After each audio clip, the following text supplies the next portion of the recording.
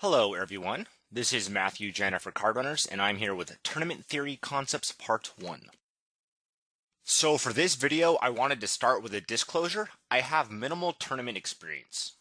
I have not played much since Black Friday to begin with, but I've played approximately 0 tournaments in the last 3.5 years. You have a right to know this and decide if you think you'd rather not spend your time discussing tournaments with a non-tournament player.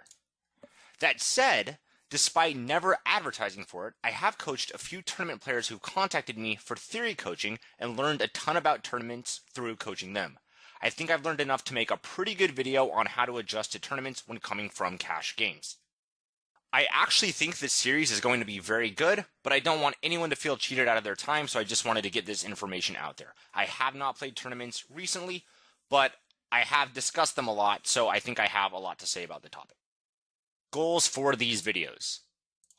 My goal is to explain how to apply some theoretical concepts to tournaments and get a pretty big edge over players who don't understand these concepts, and that's most of the tournament playing population. Many concepts will have already been discussed in cash games, but they need to be adjusted for stack depth, antes, and ICM.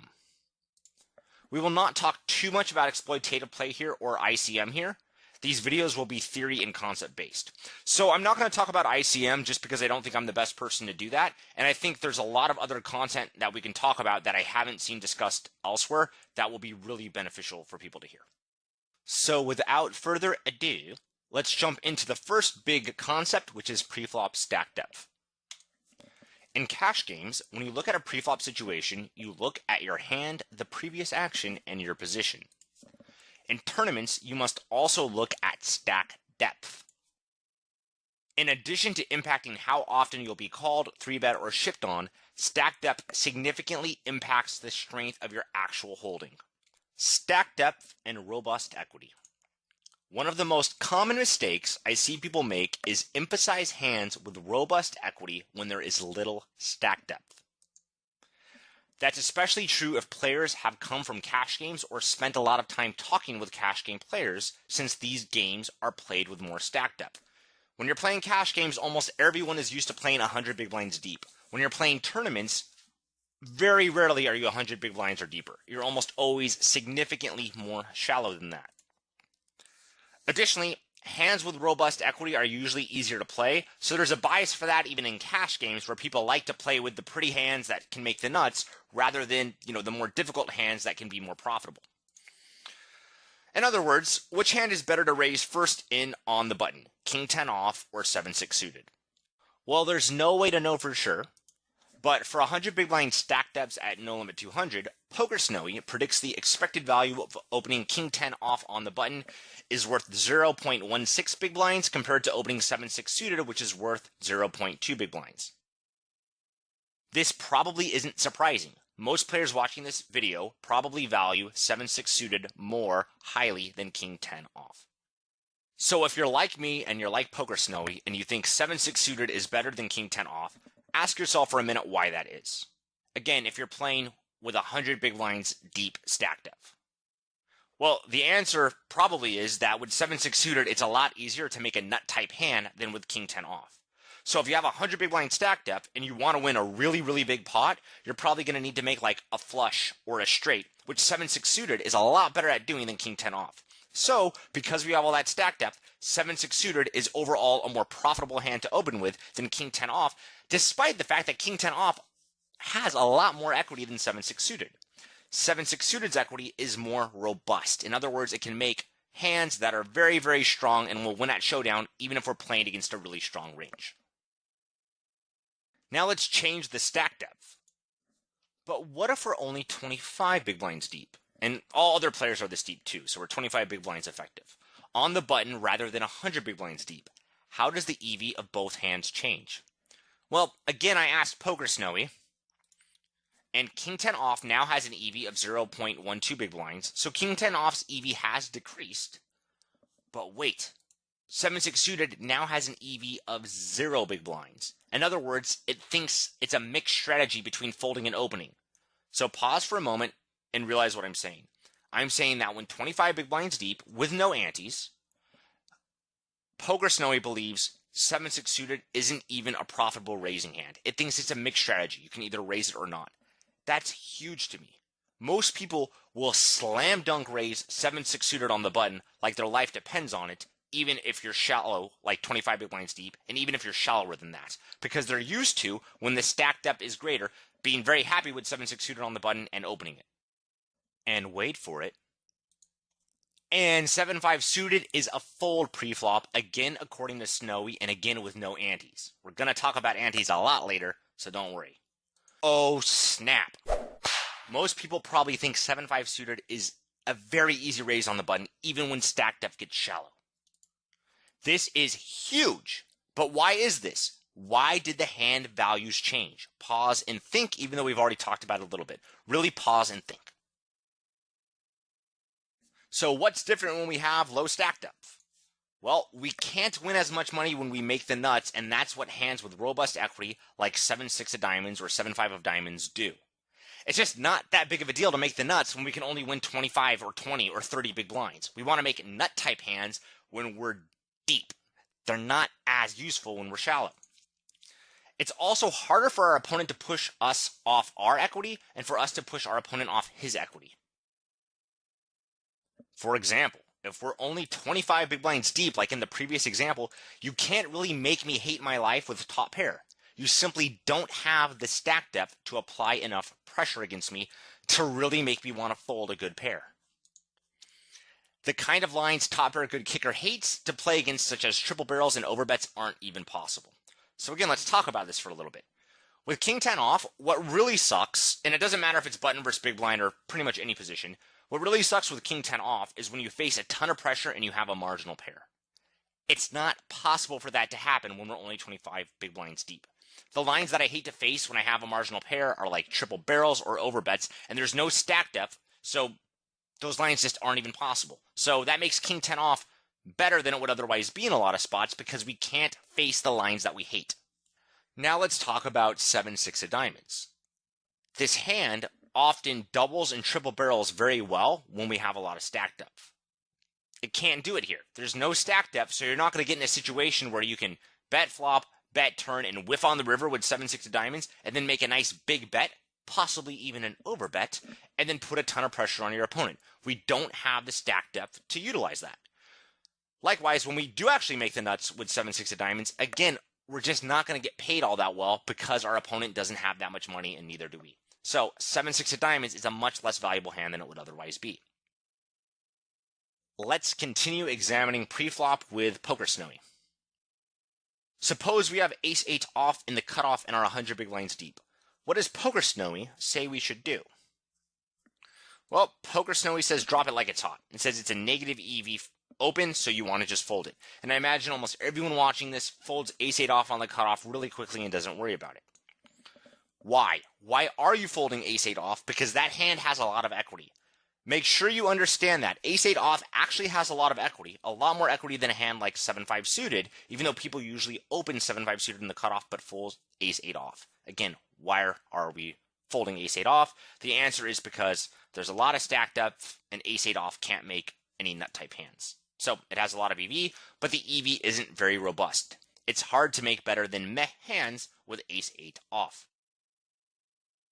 Now suppose we have ace-8 off in the cutoff and we're 25 big blinds deep. So to be clear, again, all players have 25 big blinds. What does Snowy say we should do? Well, here it says raise and the EV is 0.04 big blinds. I could list more raise first in examples, but I won't. Snowy does not actually know the expected value of any hand. It's just making an educated guess. So there's little point in showing more examples when the concepts behind it are much more important. Overall, the examples are consistent with the theory for stack depth and robust equity that was around much before Poker Snowy. So Poker Snowy just matches what we'd expect. So in other words, I like Poker Snowy, but I'm just saying I'm using Poker Snowy to help me illustrate concepts that I already believed and already understood. These weren't concepts that were found through Poker Snowy.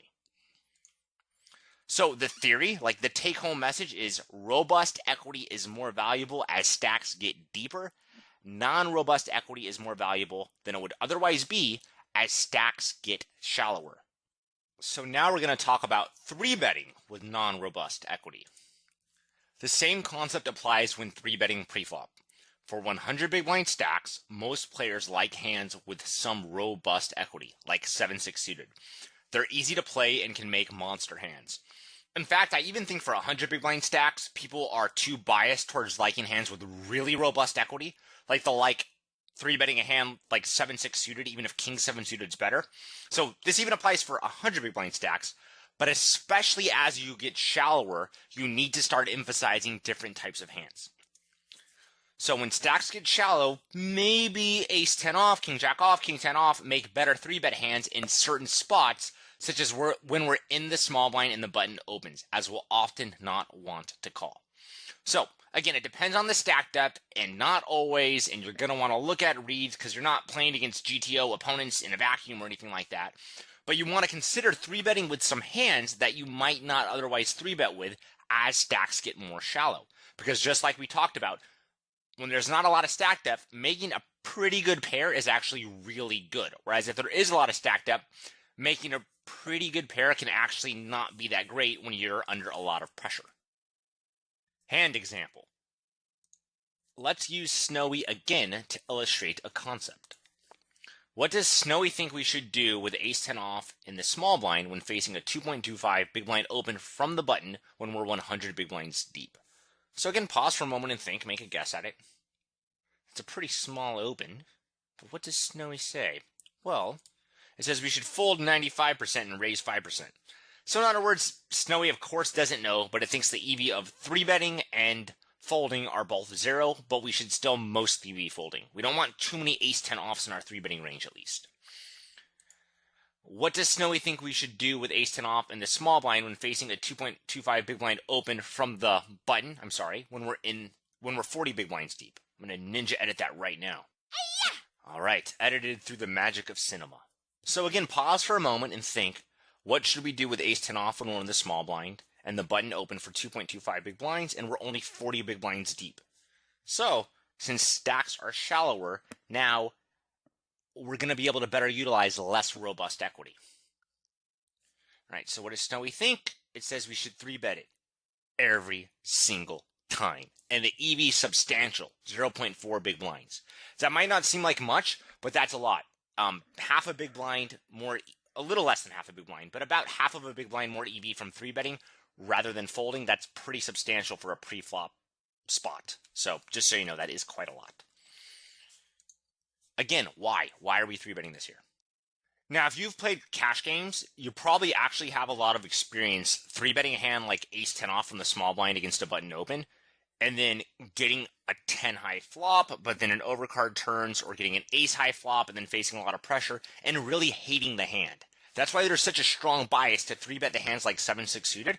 I personally like ace 10 off more than 7-6 suited, even when we're 100 big blinds deep, and I'm in the small blind and the button opens. But I think most people don't. And the reason for that is the 7-6 suited is a lot easier to play, and it's just a lot more pleasurable of an experience to either sort of make the nuts or bluff your opponent off a better hand with 7-6 suited than it is to have ace 10 off and go, oh, what do I do? I hate this. This is so tricky. But if we're only 40 big blinds deep, it's a lot harder to hate life. Because honestly, if I flop an ace, I'm probably just not going anywhere, and if I get stacked, so be it. And if the flop comes 10 high, that's actually still pretty awesome even for 100 big blinds deep. But if the flop comes 10 high, we're in great shape, whether we're 40 or 100 big blinds deep. But a middle pair is also maybe a little bit easier to use when you're shallower rather than deeper, because it's harder for our opponent to push us off our equity. He just can't make giant bets. It's not possible. I'm thinking right now, and honestly, if I 3-bet ace 10 off for 100 big blinds and I flop a middle pair, I'm going to get pushed off it really often, and that sucks. But if we're 40 big blinds deep, there's probably some runouts where I will end up folding it, but for the most part, I think I can actually stack off ace 10 off when ace 10 off flops a middle pair and we're 40 big blinds deep. Again, it depends on the runout. If you give like a terrible runout, you're going to end up folding it. But on, since we've already maybe have the pot like 17 or 18 big blinds, and we only have 33 big blinds behind on the flop. I don't think we're folding middle pair with ace 10 off very often, so we can kind of just like shrug and stack it off even if we don't love it. So ace 10 off does play a lot more effectively when you have shallow stack depth rather than deep stack. And again, the opposite of this is also true. So if the button opens and stacks are 40 big blinds deep, I hate it when I see someone 3-bet 7-6 suited in the small blind. It's extremely common. And even the students I've gotten that were already quite good tournament players, a lot of them just thought 3-betting 7-6 suited there is just totally standard, even like from a theoretical perspective, because it has such robust equity, and that's what cash game players like to do.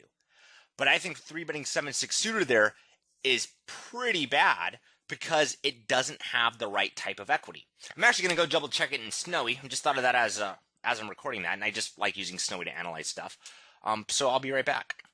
All right, so let's do it. I haven't actually looked at this yet, but I'm guessing Snowy's going to really hate 3-betting in the small blind with a suited connector here.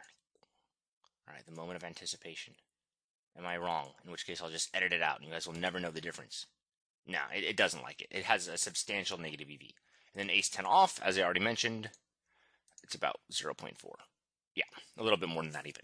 So if you look, I mean, we could try different hands. I don't really think it's all that important, but you can see Snowy is not liking 3-betting these hands with robust equity. Whereas let's see if we were deeper. If we were deeper, I still don't think Snowy likes 3-betting suited connectors there.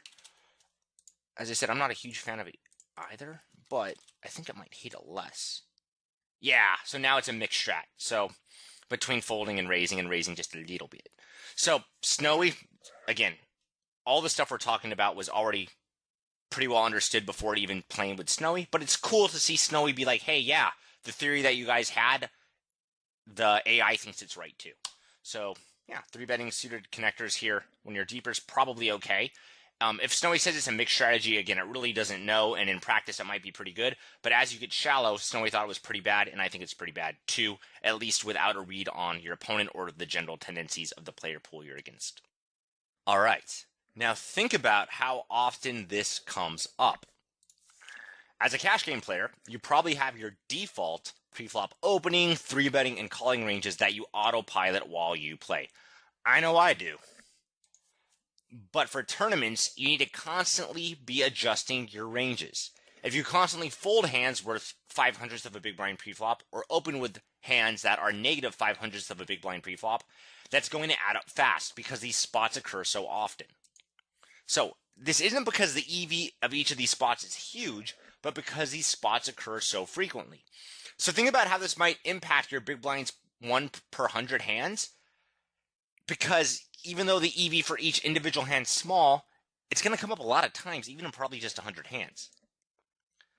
That said, for 3-betting, the EV can still be pretty substantial. So as we already saw with ace 10 off, it had a positive EV of being 3-bet of 0.4 big blinds in the spot we discussed where we were 40 big blinds deep, whereas 3-betting 7-6 suited was negative around something like 0.3 or 0.4 big blinds. So when we're talking about 3-betting with this concept, you actually can have a pretty substantial EV. Whereas when you're talking about just opening, the EV is not as big, but it happens so often that you still want to get better at it. And you can still totally apply these concepts with reads, and I would do it if I ever played at a site that allowed a HUD. But without reads, it's important to understand this stuff and not just think you always have to stick with default ranges when you're playing tournaments, because your ranges are going to change a lot when the stack depth changes. And that's hard. That's not an easy thing to do. All right, so what to take from this? Again, I'm not a tournament player, so I don't have any cool hands I've played to show you, and there probably aren't really any cool hands to illustrate this concept to begin with, because we're talking about sort of a death by 1,000 cuts type of deal. You know, there's not like this big awesome concept where it's some super profitable play that happens rarely. These are slightly profitable plays that happen all the time. But let's again stress the take-home message. Robust equity is more valuable as stacks get deeper, whereas non-robust equity is more useful as stacks get shallower. That is by far the most important thing to understand. It's a big deal, and it's hard to constantly take this into account. Cash game players often joke about document players, but they essentially have to deal with another constantly changing variable. I was very surprised at how hard this was to do when I started coaching tournament players. I thought it was just like, oh, tournament players have all these leaks. There's so many casual players. It's going to be so easy. To really play tournaments well is hard because this variable changes your ranges so much. And this isn't easy. The most common mistake I make when coaching tournament players is not adequately adjusting for stack depth. And honestly, it's probably their most common mistake that they make too, even if they only play tournaments and never cash games. They still constantly don't adjust properly for stack depth. So get excited. We're moving on to the second big concept, which is post-flop stack depth. So now we need to understand some basic theory involved with when playing with small stack depth post-flop. Remember, if we played well pre-flop, then we have already emphasized non-robust equity when we're 25 big blinds deep more than we would have if we were 100 big blinds deep. So we've already set ourselves up to have the right types of hands post-flop. Playing better on earlier streets always makes it easier to play well on later streets. And that's all we're seeing here. So for now, again, assume no antes. We're going to get to that. Let's start off with an example. Suppose the button min raises and the small blind folds. What should we do with king 10 off in the big blind when the button is 100 big blinds deep? So what do? The button min raised. We call. What if we're 20 big blinds deep? We call. Yep, we're in the big blind, so calling is pretty awesome here. We can't get squeezed. I think both are easy calls and not close in case you were leveling yourself after the last example. Because remember, we talked about 3-betting with hands that have non-robust equity, so you might see king 10 off and go, maybe I should apply that concept right now and 3-bet it. It doesn't work very well when you're in the big blind. When you're in the big blind, you can just close the action, just call with it, keep your opponent's dominated hands in. Maybe we can talk when we're in the small blind, but for at least the big blind, you call whether or not you're 100 big blinds deep or 25 big blinds deep. Applying concepts is hard, and when I teach a concept, I almost always try to show like the clearest, cleanest examples. So they're always harder to apply in practice than they look in videos. I know. All right, so let's see the flop. So we have king 10 off. What do we do if the flop comes 10, 7, 4 with 2 hearts? We check, and the opponent bets 2.25 big blinds, and we are 100 big blinds deep. So what would you do here? 100 big blinds deep. I would snap call.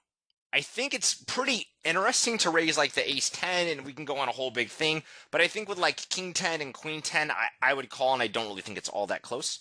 I mean, maybe king 10's a little close, but I would definitely call. How about 25 big blinds deep? The whole reason why I made this hand example, not to rant about 100 big blinds. For 25 big blinds deep, what would you do?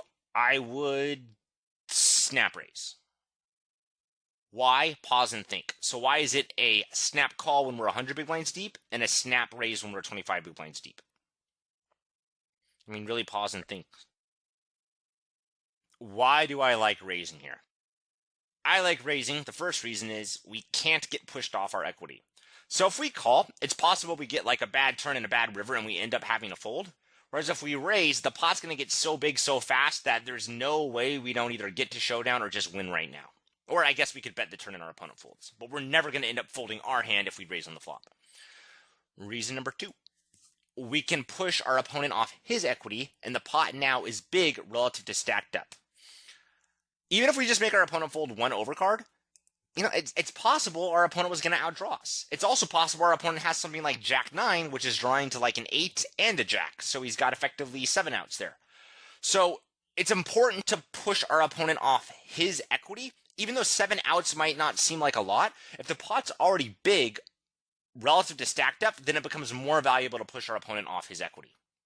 Hopefully that's all really intuitive. If there's a lot of money in the pot relative to what we have, then we really want to make our opponent fold now and win, this big pot relative to the amount of money we have behind. Reason number 3 is since the pot is big relative to stack depth, we'll stack many of the opponent's weaker pairs.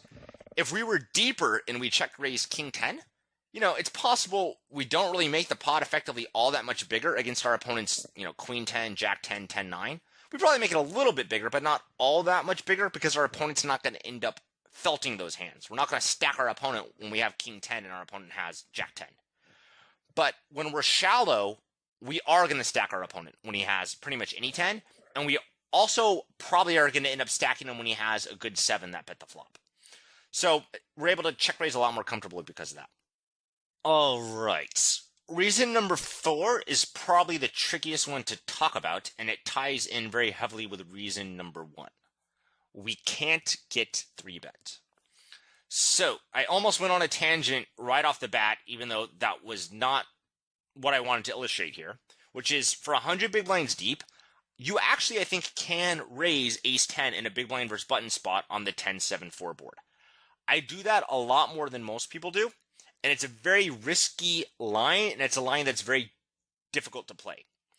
But you definitely can justify raising ace-10 on a 10-7-4 board, button versus big blind, because you're like, well, when I raise ace-10, I'm ahead of a whole lot of my opponent's, value betting range on the flop where I can get more money in, and I can deny my opponent some equity, and it allows you to do some weird stuff later where you can bet flop, bet turn, maybe check call some rivers. So you can raise ace-10 on the 10-7-4 board. I think king-10 would be quite a bit too aggressive. I think there's a big difference in ace-10 and king-10 here.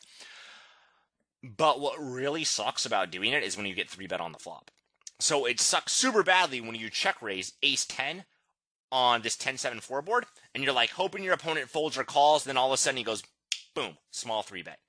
Because his 3-betting range is going to be very polarized, and it really makes your ace-10 not very good anymore, right? Because we were check raising ace-10 on the flop, kind of either hoping our opponent folded, or he called our check raise with jack-10 or queen-10 or, some 7. Didn't happen. When we're shallow, our opponent doesn't have enough stack depth to make us hate his 3-bets on the flop. So that's also why raising with king-10 is so good here. If we have king-10 and our opponent has pocket queens, whatever, fine, we're getting stacked either way, we'll just lose. Whereas if we're 100 big blinds deep and we have ace-10 or king-10 and we decide to go for a really aggressive line, like check raise the flop, and as I said, I do it pretty often with ace-10, you end up losing a lot more money against your opponent's better hands. So the other reason why I like raising with king-10 off here when we're shallow is we just don't have to fear that 3-bet. We were going to get stacked either way if our opponent has pocket jacks, so we can just, raise the flop, deny him his equity, try to make the pot a little bit bigger, and we know if we do get stacked, we were going to get stacked either way. So here's a pretty common question that I get asked. Yo, Janda, how deep do you need to be to call king-10 in the 10-7-4 spot rather than check raise? Yeah, that's the tricky part. So again, I try to illustrate concepts in the clearest way possible at first, but then actual real poker happens where there's lots of things going on at once and it's not usually that clear what to do. So the good news is most tournament players are so bad. Keep in mind, tournaments are often more fun than cash games and full of weak players, that even if you start with just identifying the easy spots, you'll be doing pretty well. So even if you can just do the easy spots at first, I think that's still very valuable. Pick the low-hanging fruit before you try to pick the high-hanging fruit. I can always guess, but there's no way to pinpoint the exact stack depth before king-10 becomes a call rather than a raise.